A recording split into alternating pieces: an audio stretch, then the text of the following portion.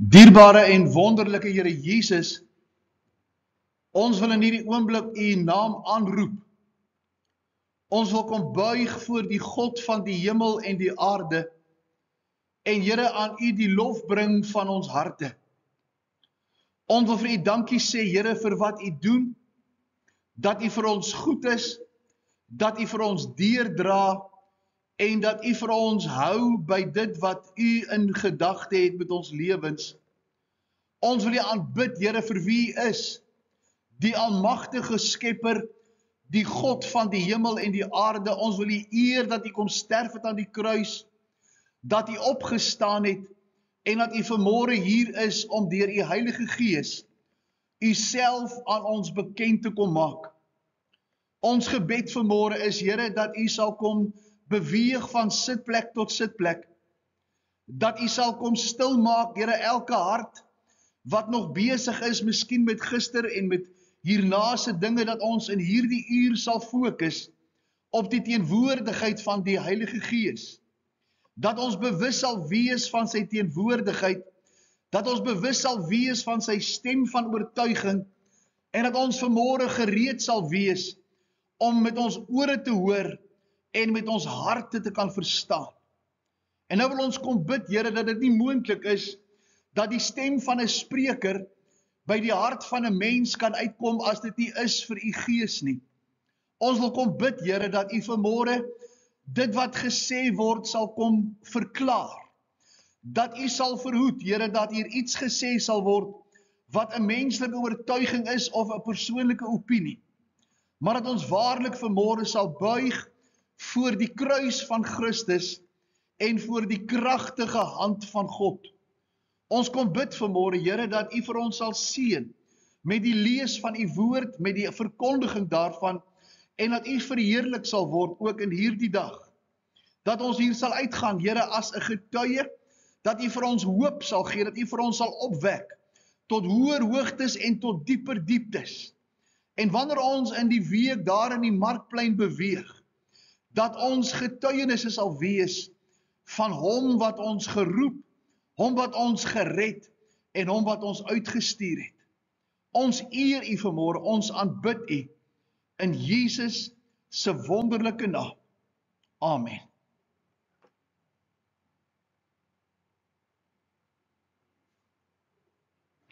Vriende, ons is besig met die reeks oor die gebed van Jabes, en u vind die Jabes gebed in 1 Kronieke, hoofstuk 4, vers 9 en vers 10. Ek gaan dit hier op die skerm toon. Ek lees in die ou vertaling. As u Bybel het, wil ek u nooi om die woord van die Here daar oop te maak. Dis baie maklik om te luister, maar as jy dit sien, dan is dit 'n dubbele manier hoe die Here vanmôre sy woord in ons harte lewend maak. Ek lees vir u 1 Kronieke 4 vers 9 en vers 10. Luister in Afrikaans. Moenie probeer luister met jou geestelike oor nie. Hoor Afrikaans. En kyk wat daar staan en vat dit wat daar staan soos wat jy dit moet verstaan in ons Afrikaanse taal. En Jabes was meer geëerd as sy broers. En sy moeder het hom Jabes genoem en gesê: Ek het met smart gebaar. En Jabes het die God van Israel aangeroep en gesê: As u my ryklik seën en my grondgebied vermeerder en u hand met my sal wees en u die onheil afweer, sodat geen smart my tref nie. En God het laat kom wat Jabes begeer het. Ons is vanmôre by die 3de versoek, en die versoek dan van Jabes in die 3de plek is: sal u u hand oor my hou? Sommige kommentare praat van 'n versamelnaam, en hulle noem dit beskerming. Ek is van mening dat hierdie eerder gaan oor die teenwoordigheid van die Here, want hy praat oor: sal u uw hand oor my hou? Nie noodwendig nie, want die 4de versoek praat hy oor beskerming, dat die Here onheil vir hom sal afweer. Maar hier is Jabes besig om vir die Here te vra, Here, ek soek u teenwoordigheid. Dis belangrik dat ons hierdie sal verstaan. Die Bybel is vol waarborge dat die hand van die Here beskikbaar en teenwoordig is in die lewe van elke mens. Jesaja 41 vers 10 praat oor die reddende regterhand van God. Nou wanneer God praat oor sy regterhand, dan praat dit oor die hand van regverdigheid, die hand van krag, die hand wat hy uitsteek om vir jou te seën. Want hy sê op plekke, sê hy vir die aan sy regterhand, gaan na my koninkryk in, en hy sê vir die aan sy linkerhand, gaan weg van my. So wanneer ons na die hand van die Here kyk, is dit belangrik, dat wanneer ons lees van die reddende regterhand van God, hy praat ten opsigte van voordeel, van guns en van teenwoordigheid. Jesaja, hier in hoofstuk 41, waarsku die volk Israel, dat die probleem lê nie by die helpende hand van die Here nie.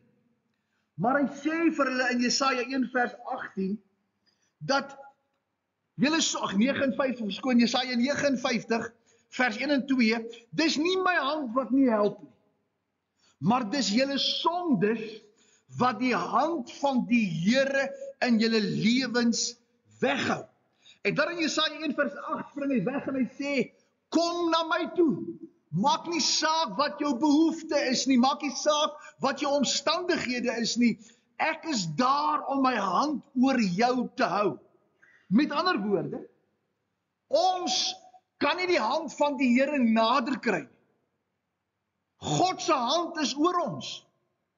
Ons moet onder die hand van die Here inbeweeg. Dis die groot verskil. Jabes se gebed fokus dan in die 3de plek op 'n begeerte dat die hand van die Here in sy lewe merkbaar teenwoordig sal wees. Om dus te bid vir die teenwoordigheid van die Here is 'n gesindheid van afhanklikheid, dat net God iets blywends kan bied, wat die moeite werd is om te hê. En ek wil sommer by die staanspoor, ek hoop Dominee Otto en hy sal seker dit al hanteer het, maar wat jy sal verstaan vanmôre is dat hierdie is nie sommer 'n woedswart gebed nie. Hierdie is nie 'n gebed wat jy instorm as jy van die Here iets wil hê om hierdie moeilikheid is nie. Hierdie is 'n diepgaande gebed van verootmoediging, waar jy die teenwoordigheid van die Here in jou lewe opsoek met die gesindheid, dis net U wat iets blywends in my lewe kan bring. Ek wil jou terugvat na vers 10 toe. Hy sê, as u hand met my sal wees. Die 3de versoek handel oor die teenwoordigheid van die Here, en ons fokus vir 'n oomblik op die woorde van die versoek. Dis belangrik dat u hierdie raak sien, want hy begin met 'n woordjie in die Afrikaanse taal. Dis wat ek nou gesê het, lees die Afrikaans. Want hy begin met 'n woord wat sê, as u hand met my sal hou, of by my sal hou, as u hand oor my vaardig sal word. Gewoonlik, wanneer daar 'n ooreenkoms of 'n verbond gesluit is, word tussen twee partye, word die woord as u sal ek gebruik. En dit is belangrik dat Jabes hierdie gesindheid openbaar. As ons die Afrikaanse vertaling lees, ons gaan nou by 'n ander vertaling kom, maar in die Afrikaanse vertaling klink dit asof Jabes vir die Here sê, as u hierdie 4 goed doen, dan sal ek A, B, C, D, E doen. Maar ons lees egter, dat daar nooit 'n sal ek tevoorskyn kom nie. Gebed spring weg, of hierdie gebed spring weg, met 'n tipe, en ek gebruik die woord tipe van ooreenkoms, wat die bidder in gedagte het, maar ons sien nêrens die gevolge en die voorwaardes wat Jabes aanbied vir gebedsverhoring nie. Daar kom nie as God sal ek iets doen nie. Met ander woorde, Jabes gebruik die verbondsverhouding waarin hy met God is. En dis hoekom ek sê, dis 'n baie diepgaande gebed. Hy bid vanuit 'n verhouding met die Here. Hy bid nie 'n ding omdat hy nou in die moeilikheid is nie. En daarom sê hy in vir ons Afrikaanse vertaling, en ek glo dat dit korrek vertaal is, as u hand oor my hou sonder dat daar voorwaardes is. Nêrens sien ons ek sal nie. Die vorige 2 versoeke, as ook die laaste 2, wat ons nou vandag en volgende keer gaan hanteer, word by hierdie 3de versoek ingesluit. En jy gaan nou sien waarom ek so sê. Hy sê, as u my seën, die 4 versoeke, as u my grondgebied vermeerder, as u my beskerm en kwaad weghou, is daar niks wat die bidder sê hy sal doen om genade te ontvang nie. Omdat hierdie 3de versoek amper die, hoe kan ek sê, die beginpunt moes wees. Amper asof hierdie 3de versoek die bron, die agtergrond, die wegspring is van Jabes se verwagting. Tog lees ons dat die Here ten spyte van die feit dat hy nie sê ek sal dit en dit doen nie, dat Jabes se gebed ten volle aangehoor word. En waarom is dit belangrik, en dis wat jy vanmôre moet verstaan in hierdie Jabes gebed, is dat God kyk nie na jou woorde nie. God hoor nie jou woorde nie.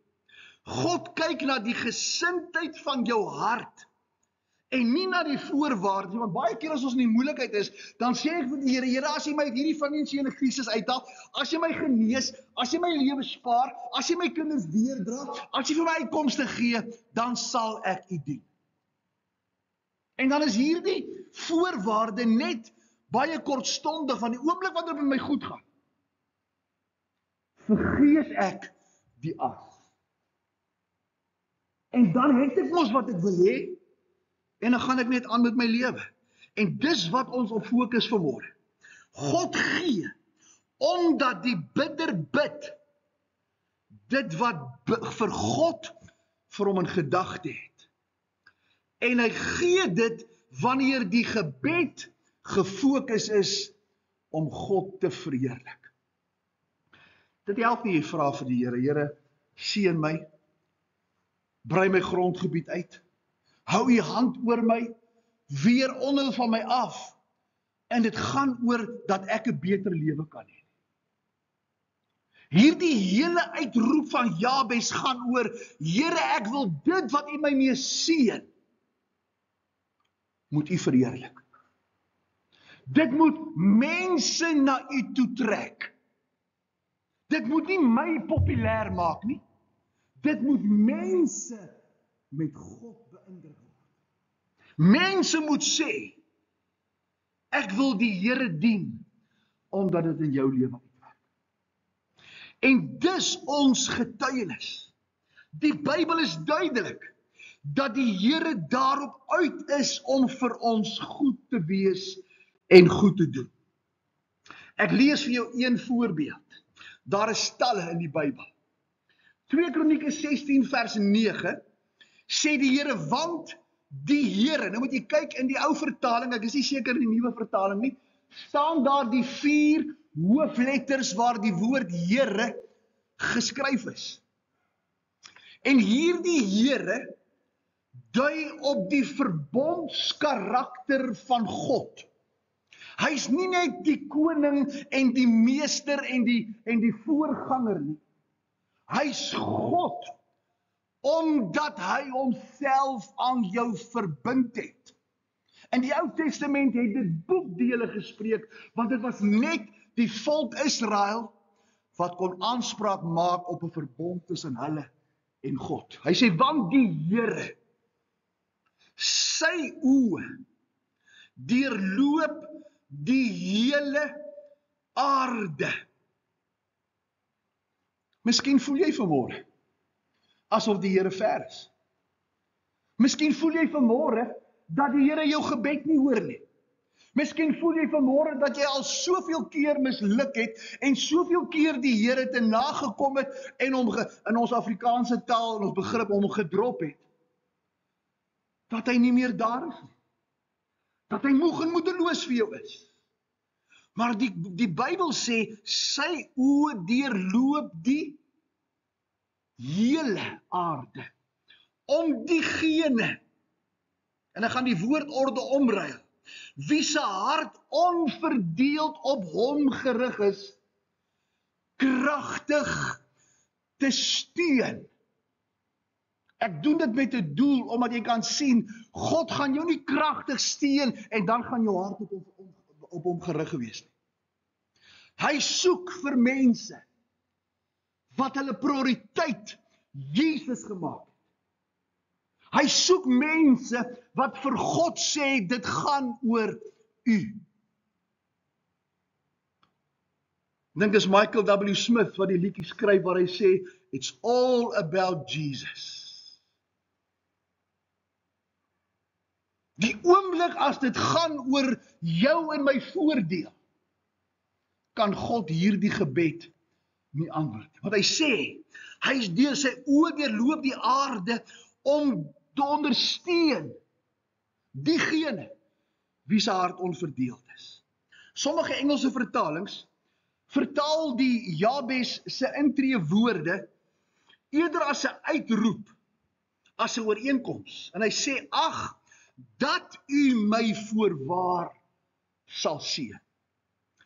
In die Griekse ou vertaling, of die Griekse vertaling van die Ou Testament, die Septuaginta, lees ek hier die volgende vertaling van 1 Kronieke 4, 1 Kronieke 4 vers 9 en 10. Hy sê, as u my met seën seën, en my grense vergroot, en u hand met my sal wees, en my verstand gee, om my nie te verdruk nie.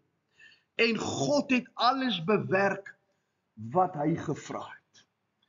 Ek hou van die verstand gee.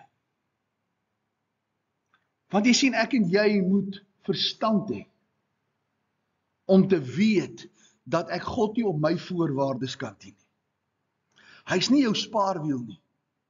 Hy's nie iemand wat jy in raadpleeg as jy in die moeilikheid is, en al die ander deure toeslaan nie. As jy my verstand gee, om te verstaan wat ek vra, en daar moet ek en jy vanmôre weet, as jy hierdie gebed bid, plaas jy 'n geweldige verantwoordelikheid op jou lewe. Hier sien ons 'n uitroep tot ingryping van God, dat Jabes se omstandighede verander sal word. Met God se teenwoordigheid sal die Here se hand jou nie bewaar dat jy nie krisisse het nie. Hy sal nie vir jou jou pad bestrooi met roosblare nie. Hy sê hy sal jou binne in die krisis, sal hy jou omstandighede verander. Ek dink nou sommer, onthou julle vir die 3 vriende van Daniël. Hulle weier om voor die beeld te buig. En die koning sê, koning Nebukadneser sê, ons gaan julle in die vuur ontgooi, en watter God is daar, wat julle sal red? En die vriende sê, dit maak nie saak wat jy dink vir ons God nie, ons sal aan ons God getrou bly, want hy sal ons omstandighede verander, of ons nou doodbrand vir sy naam, dan verander hy ons omstandighede volgens sy wil, en as hy ons bewaar, dan verander hy ons omstandighede. En jy sal lees dat hulle uithaal, hulle nie na rook ruik nie, hulle hare nie gebrand is nie, en al wat afgebrand is die toue waarmee hulle gebind was. God verander omstandighede. En dis wat Jabes bid, vir 'n ingryping, vir omstandigheidsverandering. Kom ons gaan so 'n bietjie dieper in hierdie derde versoek uit. Nou, as ons wil wegspring, moet ons vir mekaar die vraag vra, wat is die rede vir hierdie derde versoek? Die gebed is verdeel in 2 dele. Die eerste 2 handel oor voordeel en guns, dis om tydelike dinge te ontvang. En die tweede deel gaan oor beskerming, teenwoordigheid en bewaring, en dis geestelike krag. En dis waarom hierdie derde versoek so belangrik is. Die eerste 2 is voordeel en voorspoed vir die toekoms. As U my seën en as U my grondgebied uitbrei, kan ek môre iets beteken. Maar as U U hand oor my hou en U beskerm my van die bose, het ek vandag uitkoms. En dis vanmôre die wonderlikheid. Die tweede 2 gaan oor onderhouding van die hede, vandag. Al 4 hierdie versoeke het na my mening die hand van die Here in die lewe van die bidder in gedagte. Die vraag is nou, waarom beweeg Jabes oor van hande, gee vir my grondgebied, seën my, na onderskeiding? Here, gee vir my verstand, gee vir my oë, om te kan sien waarmee U besig is. Wat sou gebeur? Ek wil jy moet vir 'n oomblik dink. Indien die Here hierdie eerste 2 gebede vandag vir my en vir jou antwoord. Kom ons sê jy bid hierdie gebed nou al vir 'n paar dae, en die Here kom vanmôre met 'n deurbraak. En hy seën jou, en hy brei jou grondgebied uit. Wat sal gebeur?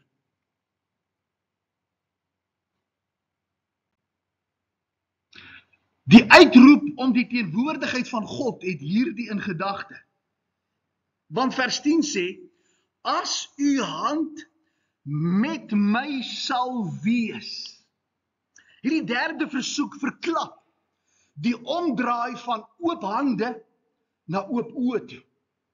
Want die oomblik wanneer die Here jou begin seën, indien God vir die mens goed sal wees, en hom bevoordeel, en hom sy grondgebied uitbrei, bevind jy jouself in die sfeer van vyhandigheid. Jy word die duiwel se fokuspunt.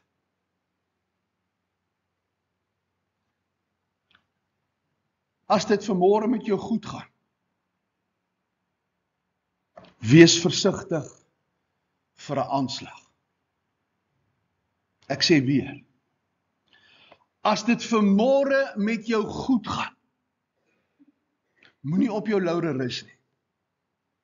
Skuil dieper en maak seker dat die hand van die Here daar is, dat jy seker is jy's onder in hierdie teenwoordigheid van die Here, want jy word die duiwel se grootste vyand. Goeie voorbeeld was Job. U sal onthou dat Satan die teenwoordigheid van God binnekom, en die Here vir hom vra, het jy ag gegee op my knegt Job?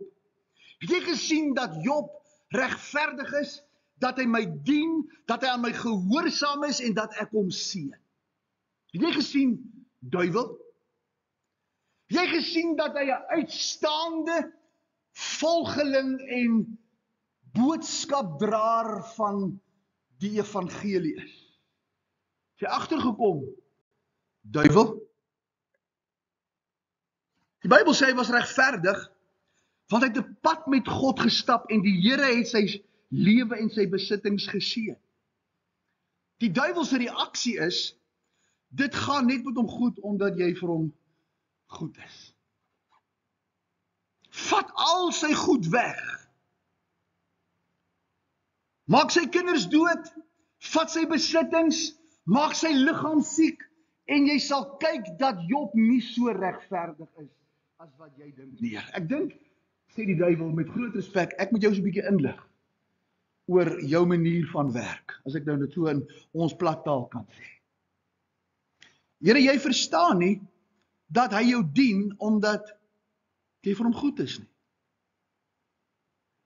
Met ander woorde, hy sê vir die Here, Job se getrouheid is gesetel in u goeie hand, en hy dien u, omdat dit met hom goed gaan. Vat alles weg, trek jou hand van hom weg. Dis eintlik wat die duiwel vir die Here vra. Want ons kan naby redeneer teologiese, wie maak siek en wie bring onheil en al daai goeters, maar die essensie van hierdie hele uitspraak van die duiwel is trek net jou hand van hom weg. En hy sal wys aan wie hy werklik getrou is. En nou kom Job se vriende, toe hy in sy ellende is en siek is en hy aan die einde van homself is, en hulle sê vir hom, dit moet sonde wees. Want ons tradisie sê, ons teologie sê, dat as dit sleg met jou gaan, moet jy sonde in jou lewe. Maar hulle het nie geweet van die gesprek in die hemel nie. Job het nie geweet van die gesprek in die hemel nie. So met ander woorde, wanneer die Here iets oor jou lewe toelaat, is my eerste vraag nie, en dis die moeilikste van alles, nie, hoekom nie, Here? Maar waarheen, Here? Here, was daar 'n gesprek in die hemel oor my seun, oor my grondgebied wat uitgebrei is? Was daar dalk 'n gesprek in die hemel waar u geloof uitgespreek het oor my regverdigheid? Dat ek nou vals beskuldig word? Dat ek nou in hierdie krisis by die werk inkom, wat ek nie nêrens mee betrokke by was nie, maar ek nou in hierdie krisis is, en dit lyk al hoe meer asof ek skuldig is, in die oë van mense. Die gesprek in die hemel is belangrik. Die uiteinde van alles is, toe Job aan die Here getrou bly, is alles van hom weggeneem, en alles is wat hy aan God moes as menslikheid en voordeel koppel, is van hom weggevat. Maar as ook later vir hom bygevoeg, en ons gaan nou ietsie daaroor sê. In die meeste gevalle wil mense God dien en die Here aanroep wanneer dit sleg gaan. Ek het nog van min mense in my lewe gehoor, en ek myself ingesluit, dat as dit met jou goed gaan, dat dit jou nederig maak. Die meeste mense begin bid. As jy lees in die Bybel, is dit oralster waar mense in krisisse kom, waar daar gebedsaksies geloods word. Ons het nou die dag vir die Here gevra, ons bid vir reën. En die Here het voorsien. Maar ek het een keer gehoor dat voordat ons bid vir reën, het ons vir die Here gesê, ons erken dat U in beheer is nie. Ons erken dat U weet wat U doen. En dat ons omstandighede in U hand is. Maar wanneer dit goed gaan, vergeet ons van die Here. Wanneer die Here, die bidder dan voordeel en seën van die Here God ontvang, of wanneer dit met hom goed gaan, moet die mens, en ek het dit nou gesê, bewus wees en attent wees dat die duiwel nader kruip om jou aan te val. In die tweede plek wil ek ons moet kyk na Jabes se kennis van die bose. Ons merk by die Jabes gebed 'n diepe kennis van Jabes ten opsigte van die bose. Hy het geweet dat as hy voordeel van God ontvang, versoekings en aanslae daar sal wees om onafhanklikheid en hoogmoed en vergenoegdheid in hom te kweek sonder God, omdat hy mos nou het wat hy voorgevra het. Jy kan maar in jou eie lewe, kan jy maar die toets doen oor hoe lank jy bid vir uitkoms en hoe lank jy aan God getrou is na die uitkoms.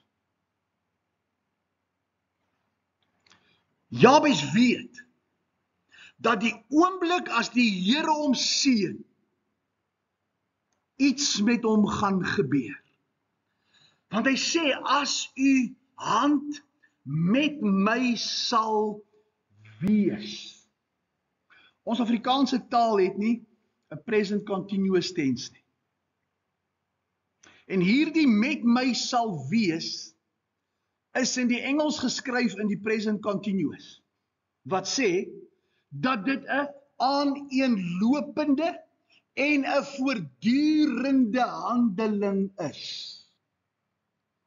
Hy koppel dus tydelike voordeel, dat die Here hom sal seën, versoek 1, dat die Here sy grondgebied vermeerder, punt 2, aan goddelike teenwoordigheid. En hy doen dit om te keer dat hy nie sal vergeet van God nie, en sodoende 'n prooi van die bose word. So met ander woorde, wanneer jy bid, Here, hou u hand oor my, dis hoekom ek sê, ek dink dis eerder teenwoordigheid, dat jy vir die Here sê, hou my onder u beskermde hand van u teenwoordigheid, sodat ek altyd u lig sal hê in my lewe. Solank as die gelukkige en die geseënde mens in afhanklikheid met God wandel, kan die bose geen vatplek aan sy lewe en aan sy gedagtes kry.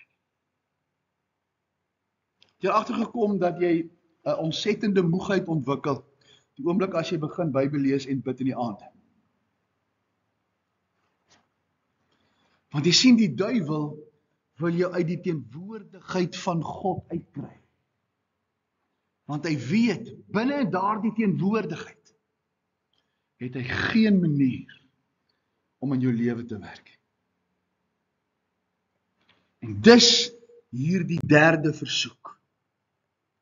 Dis die rede waarom Paulus ons vermaan, om gedurig ons gedagtes te vernuwe, om die beste van God te ontvang. Ek lees vir jou, Romeine 12 vers 1 en 2, hy sê, ek vermaan julle dan broeders, by die ontferminge van God, dat julle jou liggame stel as 'n lewende, as 'n heilige en as 'n God welgevallige offer.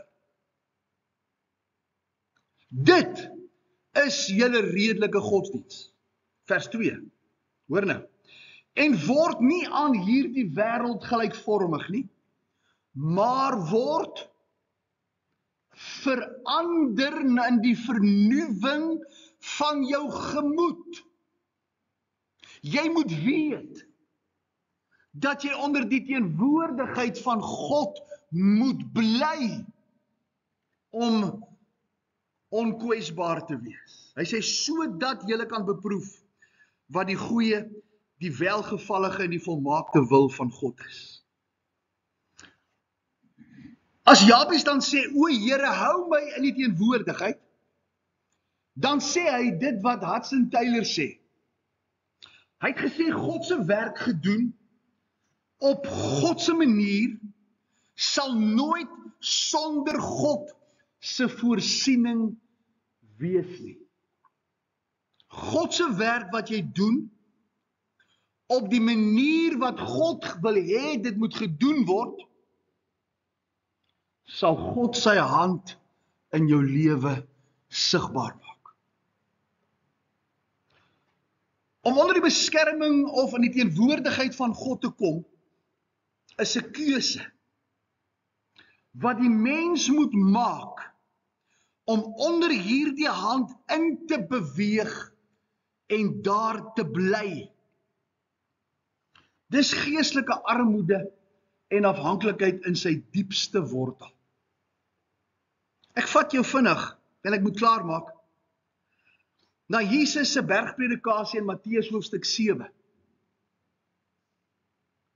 Hy begin hierdie bergpredikasie en die Matteus sien Jesus of beskryf Jesus as die leeu of die koning. Markus as 'n dienskneg, as 'n os, Lukas die volmaakte mens, Johannes beskryf Jesus as die arend of as God, die 4 gesigte van die 4 lewende wesens van Openbaring. En daarom skryf Matteus en hy sien Jesus as 'n koning. En die hele Matteus handel oor die koninkryk en die koms van die koning. En hy begin in hoofstuk 5, 6 en 7 en hy verduidelik aan die disippels, hoe lyk iemand wat in die koninkryk van God leef? En sy wegspring is, en is altyd vir my so indrukwekkend, dat wanneer God die kans het om iets te sê, hy gewoonlik iets sê wat ons nie verwag nie. Kyk maar die wet, in Eksodus 20, dink ons die Here sal nou vir Israel sê, hier is al my moets en moenies, en hier is al my dinge wat ek wil hê julle moet nakom, en hier is die tyd wat jy gaan slaap, dis wat jy moet opstaan, dis wat jy moet doen, en dis wat jy nie mag eet nie, en dis al die goeders. Hy begin deur te sê, ek is die Here jou God, wat jou uit Egipte land uit die slawehuis uitgelei het. Jy het nie nodig om iets te doen nie. Ek het my hand na jou toe uitgesteek. En hier sê Jesus presies dieselfde. Hy het die grootste geleentheid om sy standaard vir koninkryksgesandte neer te lê, sodat daar geen onsekerheid is nie. En hy begin Matteus 5 vers 2 met die woorde, salig is die wat arm van gees is. En as ek nou daar was, om my kop omgeruk het. Wat? Ja, ek wil hê jy moet arm van gees wees. Ek wil hê dat daar niks moet wees wat jy op jou eie kan doen nie. Dit beteken om geen agterdeur te hê wat jy kan gebruik as God nie voorsien nie. So wanneer Jabes bid, hou my in u teenwoordigheid, dan sê hy, Here, sluit my agterdeure, sodat ek net deur die deur kan gaan wat na u toe lei. Arm van gees is om geen tree te gee, geen besluit te neem, niks te ontvang, wat nie gepaard gaan met die vrede van God nie. Moses sê vir die Here toe, die volk sondig, en die Here hulle wil verlaat, toe sê die Here, Moses vir die Here, Here, ons sal nie hier wegtrek, tensy u nie saam met ons gaan nie. Jakob stoei met die engel in Genesis 28, en toe dit lig word, en die engel sê vir hom, los my, toe sê Jakob, ek sal u nie los, totdat u my nie seën nie. Om arm van gees te wees beteken dat ek niks, en ek wil hê jy moet hoor wat ek sê, jy moet hier uitstap met niks anders as dat jy in God se hande is en dat jy niks mag doen wat jou eie beeld blaas, jou eie teenwoordigheid vestig, jou eie evangelie verkondig, jou eie geestelike standaarde stel as om 'n voorbeeld van Jesus te wees en hom aan mense voor te stel. Dis waarom ons hier is. Om vir die week wat kom uit te gaan met oproepinstruksies. Niks anders sal ek tevrede mee wees as net die beste wat God in my gedagte het. Daarom kan ek nie ontvang, seën en grondgebied as ek nie seker is ek onder die hand van die Here is nie. Om niks, om in God se teenwoordigheid te wees, is om arm van gees te wees.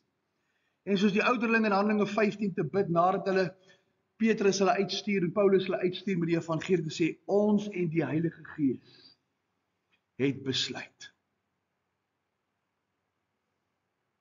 Ons het gaan hoor wat God sê, voordat ons 'n besluit geneem het.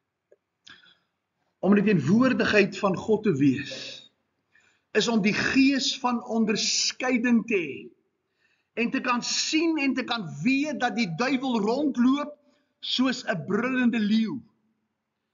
Ook om te weet dat hy hom voorhou as 'n engel van die lig. En sy doel is om jou seën en jou grondgebied te steel, wat jy ontvang het en wat jy ingeneem het. So wanneer jy bid oor die hand van die Here, dan sê ek, Here, hou my naby U, dat ek nuwe grondgebied, nuwe geleenthede kan kry, maar ook dat dit wat die duiwel by ons gesteel het, terug te kan vat. Nie soos wat ons vandag hoor, dat daar word nou land gevat sonder vergoeding nie. Maar Here, dit wat die duiwel van ons gesteel het, om hierdie gemeente te maak wat God hom in gedagte voor het, en hy dit vir ons ontneem het, en ons vrymoedigheid weggeneem het, en ons geleenthede vermorsel het, gee dit vir ons terug. Dat wanneer hierdie kerk vanaand afbrand, dat hierdie gebied waarin hierdie kerk is, môre slegter af sal wees, as wat hulle vandag is. Dis teenwoordigheid. Die gesindheid, en ek sluit af om die teenwoordigheid van God te bly, gaan ek jou ten slotte 2 teksverse noem, en dan maak ek klaar. In 1 Johannes 1 vers 7, sê Johannes, en hy praat oor as ons in die lig wandel, en God is die lig, en daar's geen duisternis in hom nie, en hy haal die evangelie aan, wat hy sê, in die begin was die woord, en die woord was by God, en die woord was God. Maar in vers 7 kom hy op 'n plek, waar hy teenwoordigheid vir my, op so 'n praktiese manier beskrywe, dat dit jou kernteks kan wees vir hierdie derde versoek. Hy sê, as ons in die lig wandel, nou kom ons verander die woordjie lig met teenwoordigheid. As ons binne en onder U hand beweeg, beteken dat as U hand beweeg met 'n sekere spoed, ek teen daardie selfde spoed sal beweeg. As ons in die lig wandel, soos hy in die lig is. Sien jy? Ek moet in die lig wandel, soos hy lig is. Dan het ons gemeenskap met mekaar. Jy kan alleen hierdie Jabes gebed bid, as jy 1 Johannes 1 vers 7 jou pas aangeer maak. As ek daar is waar U is, dan ons verhouding. En binne hierdie verhouding is God besig, terwyl hy my toerus om my uit te stuur, om met sy bloed al ons sondes te reinig. God het nie grys gebied nie. God werk nie in duisternis nie. God werk in lig. En as ek in die lig inbeweeg, hoe nader ek in die lig kom, hoe nader ek onder die hand van die Here inbeweeg, hoe meer word ek bewus van my eie geestelike tekortkominge en my sondes en my ellendes. Jesaja sien die Here in Jesaja 6, en hy val op sy aangesig neer en hy sê, Here, ek is 'n profeet, maar ek kan nie, ek woon onder 'n volk wat onrein van lippe is, en die engel kom en hy raak sy lippe aan, en hy sê, wie sal ons stuur, en wie sal vir ons gaan in Jesaja, en daar die lig van die Here se teenwoordigheid, sê hy, Here, hier is ek, stuur my. In die lig, terwyl ek wandelende in die lig is, onder die hand van die Here, is die Here besig met sy bloed om my reinigende skoon te maak. 2 Korintiërs 3 vers 17 en 18. Die Here is die Gees en waar die Gees van die Here is, daar's vryheid onder sy teenwoordigende hand. Terwyl ons met 'n onbedekte gesig en soos in 'n spieël die heerlikheid van die Here aanskou, word ons van gedaante verander na dieselfde beeld van heerlikheid tot heerlikheid as deur die Here wat die Gees. 2 Korintiërs 3 sluit aan by 1 Johannes 7 waar hy sê dat terwyl ek in die teenwoordigheid van God is en terwyl hy my seën en terwyl hy my geleenthede gee, ek nêrens kan kom as ek nie seker maak dat ek wandelende, reinigende, veranderende is nie. Terwyl ons dan die heiligheid van die Here aanskou, word ek verander. Ek sien hoe hy lyk, ek sien wat hy doen, ek sien wat hom seermaak, ek sien wat hom verheerlik, en ek pas my lewe aan dat dit kan word so syne. Dis binne in die lig. Die derde versoek, o Here, neem my en hou my in u teenwoordigheid. Amen.